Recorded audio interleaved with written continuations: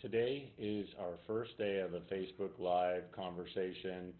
I wanted to introduce myself. My name is Ervin Kraemer, and I'm one of the founders of AquaLocate and PetroLocate. And for more than 25 years, we've helped people all over the world either solve their existing well water problems or find new places to drill their next well. For the next 20 minutes or so, we're going to talk a little bit about well drilling, why wells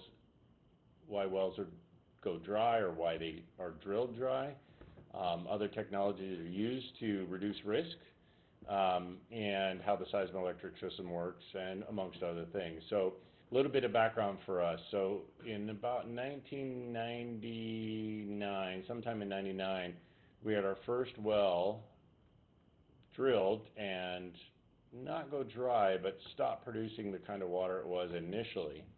And of course, there's a bit of panic that goes on when your well stops producing water, especially if you have 3 young kids and animals and 5 acres, and you need the water to support your home, amongst other things.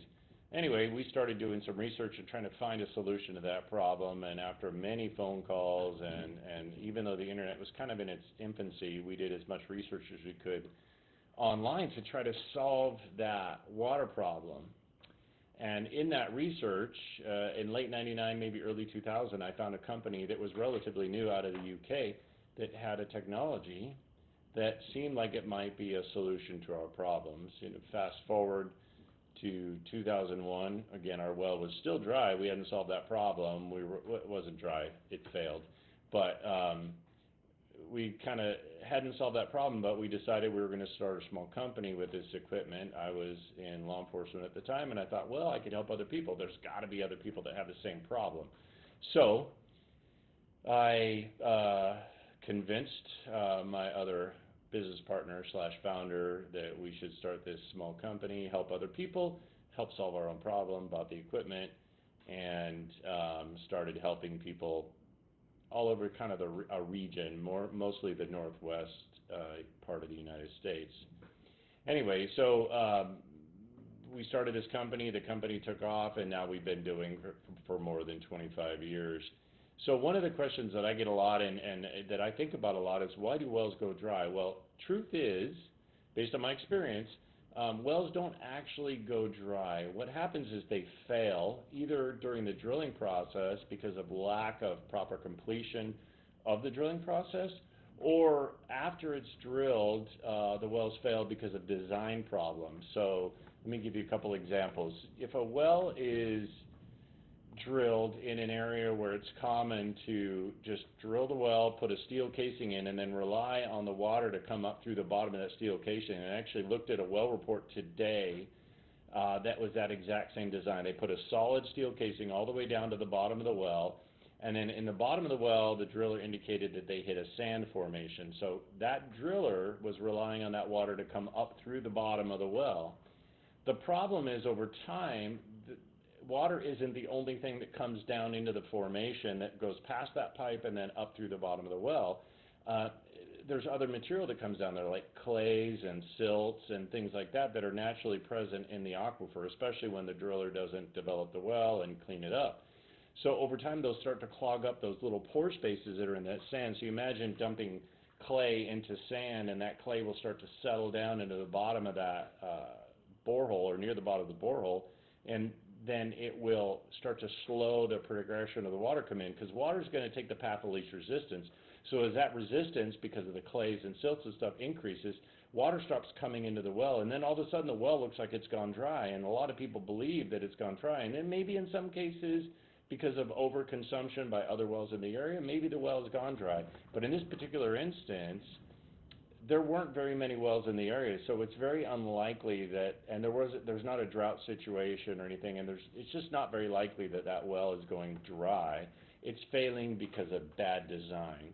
And in our case, a kind of similar thing happened. The driller drilled a well and then put a solid piece of PVC all the way to the bottom of the well. It was nearly 200 feet deep, and that they relied on the bottom of that well to produce water through the bottom of that pipe. So it's only about 6 inches, about that big in diameter.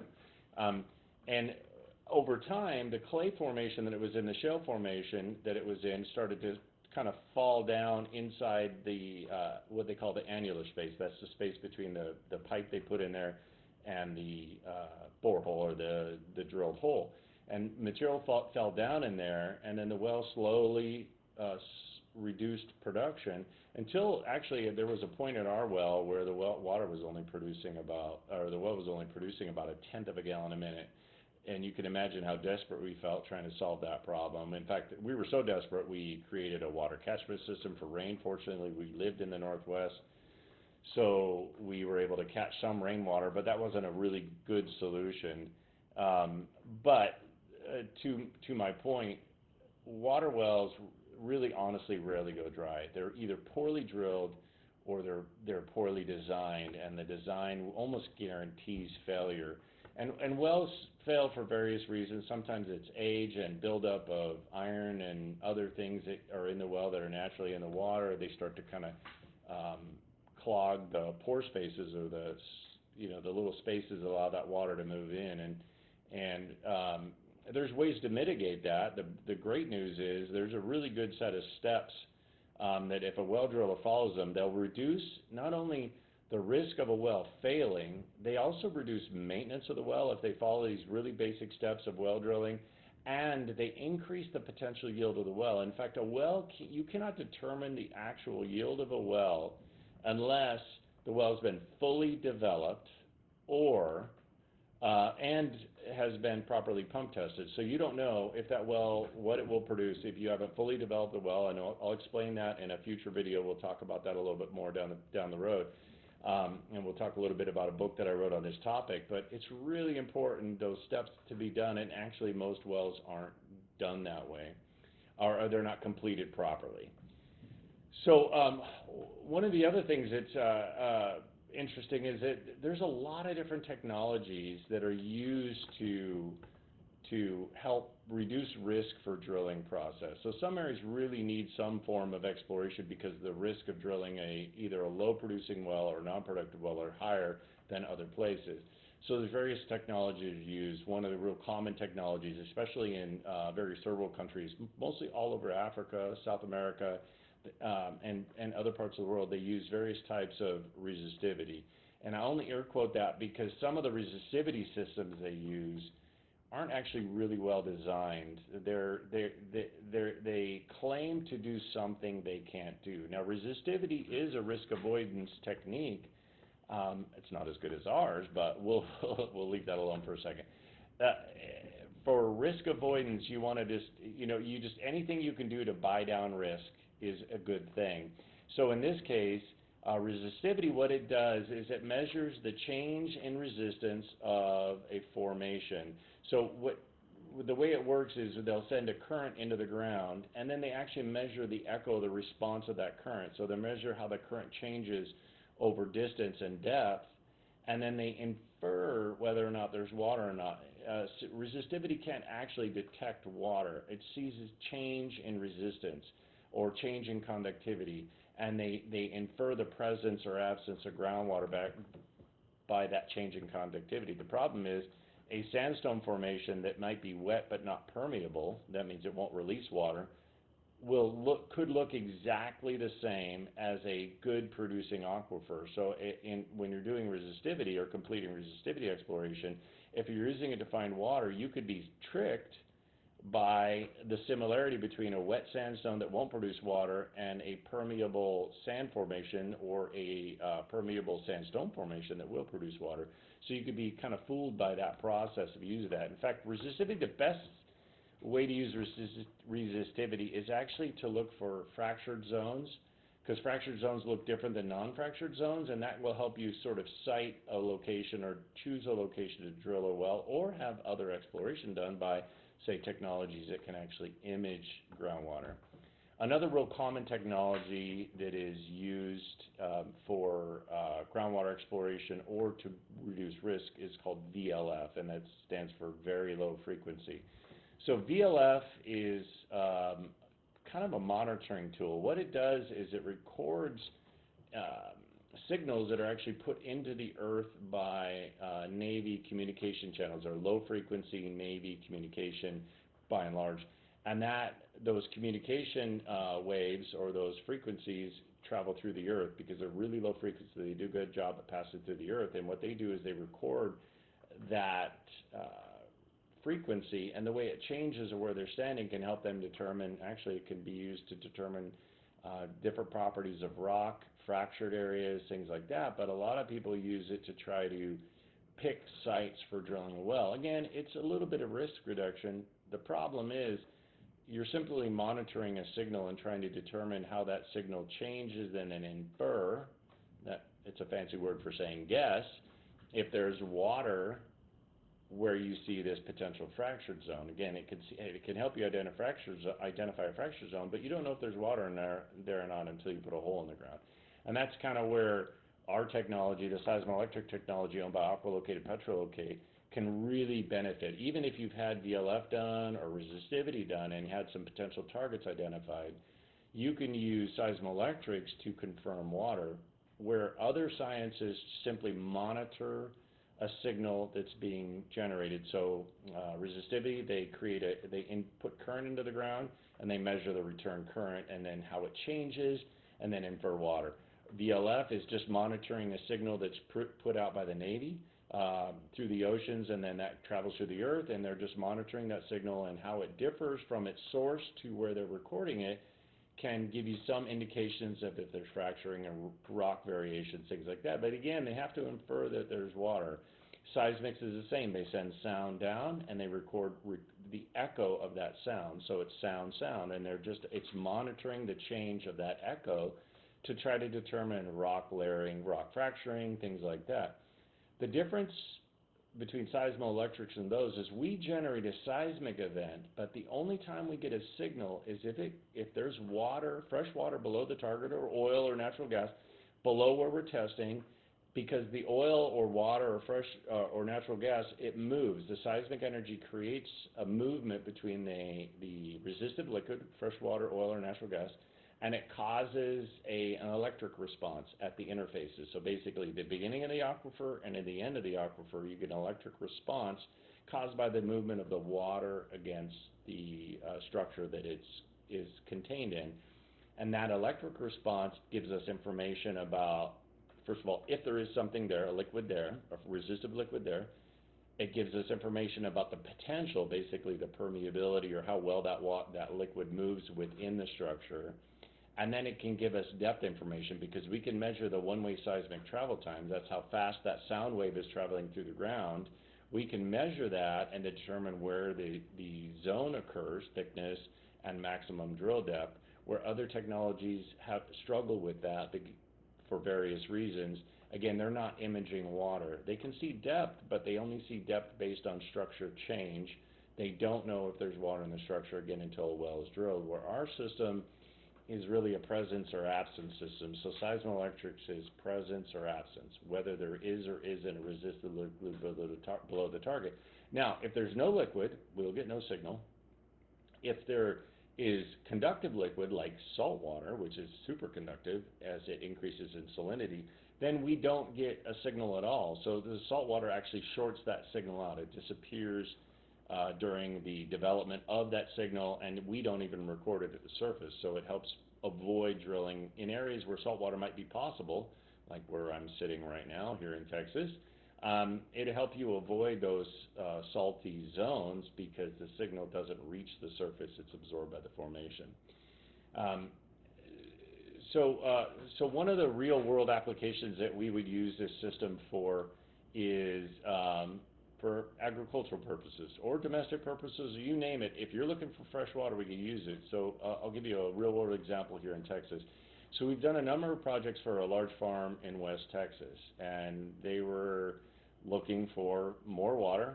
Most farms are always looking for more water. They need to, grow more crops, and the more water they get, the bigger flexibility they have on the crop type that they grow. So in one real-world example, this farmer had us come out to West Texas. It was northeast of Lubbock, and they had other existing wells in the area, and the closest well to where we were testing was 160 gallons a minute sustained. It would produce 160 gallons a minute during the season, but that wasn't enough water for some of the crops they were trying to grow in that immediate area. So they had the opportunity to develop another well. They had enough spacing between other wells in the area. They were going to drill another well and increase their total volume of the well in that area. So we did some testing in areas that they asked us to test. We calibrated our equipment to that existing borehole that we knew was 160 gallons a minute, would sustain it through the season. And then after everything was done and we processed the data, interpreted the data, provided a report, we found that there was an area kind of west, almost due west actually, of that production well that we calibrated to. And that well, those estimates were 200 to 350 gallons a minute, roughly with a maximum drilled up of about 400 feet, which was roughly consistent with the area. So we weren't really surprised about the depth, but the yields were unknown until we provided interpretation of the seismoelectric response. We could clearly see water, and we used the software that we have with calibration information and determined that the yield was between 250 and 300 gallons a minute at the best couple sites. They ended up drilling the well, developing the well, finishing it, and the well produced over 400 gallons a minute on that particular project. We did a number of other projects with that farm and helped them do the same thing in different locations on that farm. Sure. So, looks like I have a couple questions here.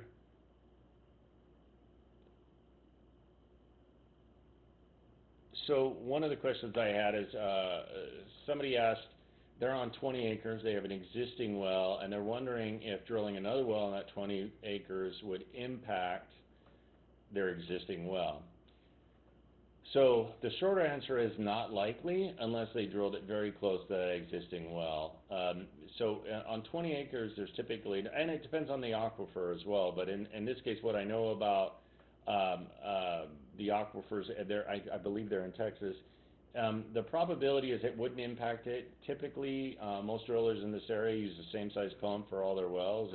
They typically use about a 12-gallon minute pump, no matter how much the well can produce, or if the well's 5 gallons a minute, they put a 12-gallon minute pump in it. If the well's 30 gallons a minute, they put a 12-gallon minute pump in it.